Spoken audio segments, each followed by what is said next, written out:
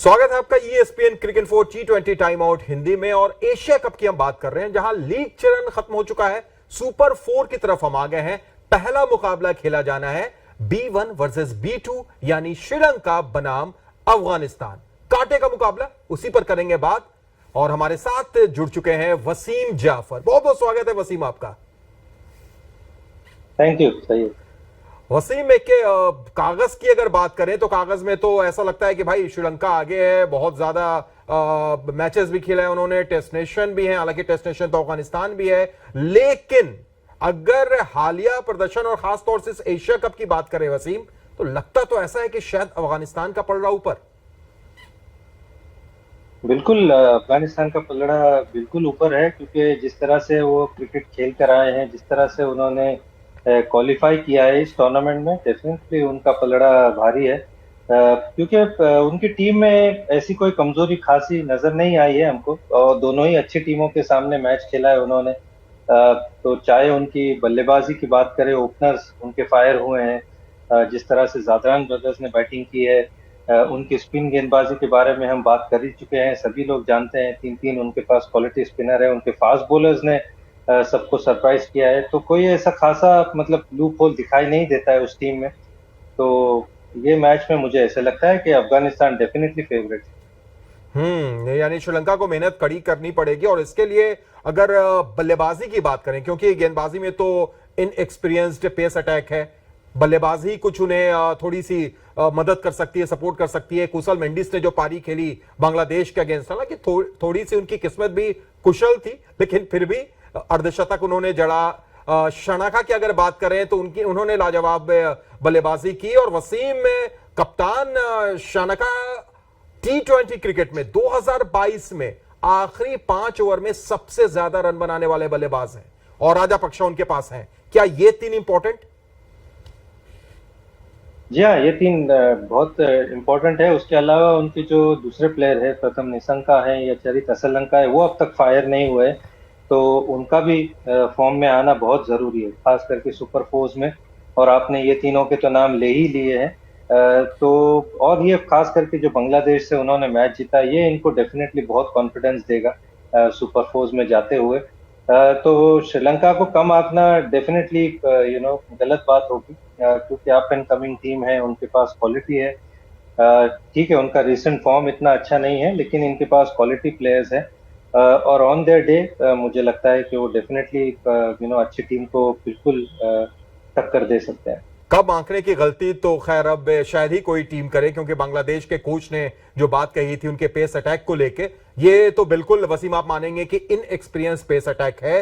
लेकिन world class है या नहीं, वो बता पाना, कह पाना मुश्किल है। लेकिन असिथ फर्नांडो जिन्होंने गेंदबाजी की थी पिच बांग्लादेश के मुकाबले में, काफी इंप्रेस किया इस युवा खिलाड़ी ने।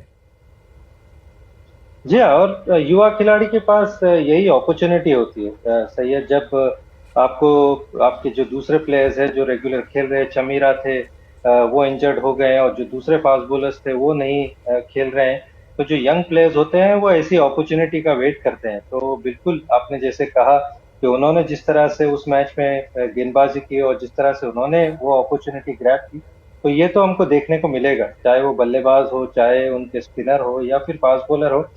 तो आप इसी मौके के लिए इतनी मेहनत करते हो, और आपको एशिया कप जैसा टूर्नामेंट खेलने मिल रहा है, बड़ी टीमों के सामने खेलने का मौका मिल रहा है, और इतनी सारी लीग्स है अराउंड द वर्ल्ड।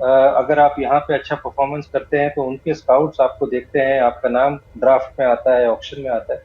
तो डेफिनेटली आप बीइंग अ यंगस्टर, आप तो वेटिंग रहते हो कि कब मुझे अपॉर्चुनिटी मिले और कब मैं अपने आप को अनाउंस करूँ वर्ल्ड क्रिकेट में। बिल्कुल बिल्कुल, मौके की तलाश में सब रहते हैं। और आपने अफगानिस्तान के बल्लेबाजों की बात की थी, चाहे वो दोनों जादरान हो, नजीबुल्ला या इब्राहिम, या इसके अलावा अगर आप देखें जजई, और जिस तरीके से फॉर्म में है श्रीलंका, भली भांति जानते हैं वसीम, क्योंकि पहले मुकाबले में चारों खाने चित कर दिया था अफगानिस्तान ने। लेकिन क्या अफगानिस्तान इस वक्त बल्लेबाजी से ज्यादा अपनी गेंदबाजी के लिए जाना जाएगा? ताकत उनकी गेंदबाजी फजल हक फारूकी हो, नवीनुल हक के तौर पर पेस अटैक हो, या फिर राशिद मुजीबुर और नबी की तिकड़ी हो स्पिन की? बिल्कुल उसकी मुझे लगता है कि ये पहले शो में भी मैंने कहा था कि ये जो श्रीलंका और अफगानिस्तान का जो मैच है ये अफगानिस्तान की बॉलिंग और श्रीलंका की बैटिंग के बीच में ये टक्कर है। और वो टक्कर अफगानिस्तान की बॉलिंग ने जीती थी, क्योंकि अगर आप देखें तो उनके पास 5 ऐसे बॉलर हैं जो आराम से 4 ओवर डाल सकते हैं, विकेट निकाल सकते हैं, और यही हमको देखने को भी मिला था। हालांकि टॉस अफगानिस्तान ने जीता था, उनको पहले यूज करने का मौका मिला, लेकिन जिस तरह से फजल हक फारूकी ने स्टार्ट उनको दिया और उसके बाद में राशिद, नबी और मुजीब ने जिस तरह से बॉलिंग की, तो डेफिनेटली उनकी बॉलिंग मुझे लगता है कि उनकी बैटिंग से ज्यादा स्ट्रांग है। बट सेइंग दैट जिस तरह से उन्होंने रन चेस किए बांग्लादेश के सामने आकर, और जो कंपोजर उन्होंने दिखाया, खास करके इब्राहिम जादरान ने, और उसके बाद नजीबुल्लाह जादरान ने जिस तरह से मैच को फिनिश किया, तो आप उनकी बैटिंग को भी कम आंक नहीं सकते। डेफिनेटली उनकी बॉलिंग थोड़ी सी ऊपर है, लेकिन उनकी बैटिंग थोड़ी सी ऐसा नहीं है कि आप ज्यादा वीक बोल सकते हो।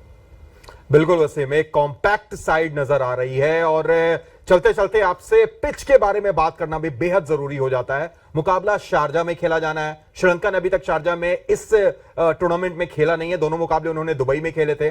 और शारजा के पिच की अगर बात करें वसीम, तो पाकिस्तान और हांगकांग इस मुकाबले से पहले 12 मैचों में 6 बार पहले बल्लेबाजी करने वाली टीम ने मैच जीता, और 6 ही बार चेस करते हुए भी। बिल्कुल, ऑलमोस्ट 50% का रिकॉर्ड है। तो ये दुबई की तरह नहीं है ये ग्राउंड, जहाँ पे बिल्कुल ही जो स्टैट्स है वो एक ही तरफ फेवर करता है कि आप अगर पहले बॉलिंग करते हो तो आप मेजॉरिटी ऑफ टाइम मैच जीतते हो। तो शारजा ऐसी पिच है कि जहाँ पर आप पहले बैटिंग करके भी जीत सकते हो और आप चेस करके भी जीत सकते हो। तो थोड़ा सा कहीं ना कहीं जो भी टीम टॉस जीतती है, थोड़ा सा क्वेश्चन मार्क होगा। हमने बांग्लादेश वाले मैच में भी देखा था, क्योंकि मैं सरप्राइज था कि बांग्लादेश ने टॉस जीत के बैटिंग लिया, क्योंकि हमको नहीं पता था कि ये पिच पे क्या अच्छा स्कोर है। तो मुझे थोड़ा सा उन्होंने सरप्राइज किया, और जिस तरह से उन्होंने अफगानिस्तान ने आकर चेस किया स्कोर, तो ये ऐसा नहीं होगा ये ग्राउंड पे कि आप टॉस जीत गए और मैच जीत गए। आपको अच्छी क्रिकेट खेलनी होगी, क्योंकि थोड़ी चैलेंजिंग पिच है। यहाँ पे बहुत बड़ा स्कोर नहीं बनता है, तो आप क्या लेंथ डालते हो, थोड़ा सा छोटा ग्राउंड है, किस तरह से आप अपनी लेंथ को यूज करते हो, पेस को यूज करते हो एज अ बॉलर, ये बहुत मुझे लगता है महत्वपूर्ण होगा। और आखिर में बिल्कुल चलते चलते वसीम जाफर की भविष्यवाणी का इंतजार सबको रहता है। अब तक जो भी प्रेडिक्शन होता है वो बड़ा शानदार रहता है। तो इस मुकाबले में वसीम जाफर किसकी तरफ है, अफगानिस्तान या श्रीलंका? बिल्कुल, मैं कहूंगा कि अफगानिस्तान फेवरेट्स होगा, इसमें कोई डाउट नहीं है, क्योंकि अच्छे फॉर्म में आ रही है। और ये ग्राउंड अगेन टॉस पे ज्यादा निर्भर नहीं होगा। तो अगर वो बैटिंग भी करते हैं तो मुझे लगता है कि वो गेम से बाहर नहीं है, और विदाउट अ डाउट गेम से बाहर हो नहीं सकते, क्योंकि उनकी बॉलिंग इतनी स्ट्रांग है। तो अफगानिस्तान, क्योंकि जिस फॉर्म से वो खेलते आ रही है, और इस टीम को बड़े मार्जिन से उन्होंने पहले बार मैच हराया है, तो डेफिनेटली अफगानिस्तान को मैं फेवरेट्स कहूंगा। तो अफगानिस्तान की तरफ भविष्यवाणी हो गई है वसीम जाफर की। अब देखते हैं यही है कि मैदान में क्या होता है। बहुत बहुत शुक्रिया हमारे साथ जुड़ने के लिए और तमाम बातचीत करने के लिए वसीम। आपका फिर होगी आपसे मुलाकात। तो ESPN cricket for T20 time out Hindi match के लिए इतना ही। लेकिन जाते जाते फिर याद दिला दें कि आप हिंदी में हमारे वीडियोस, आर्टिकल्स और live ball by ball commentary भी पढ़ सकते हैं। सिर्फ आपको क्लिक करना है www.espncricinfo.com/hindi पर।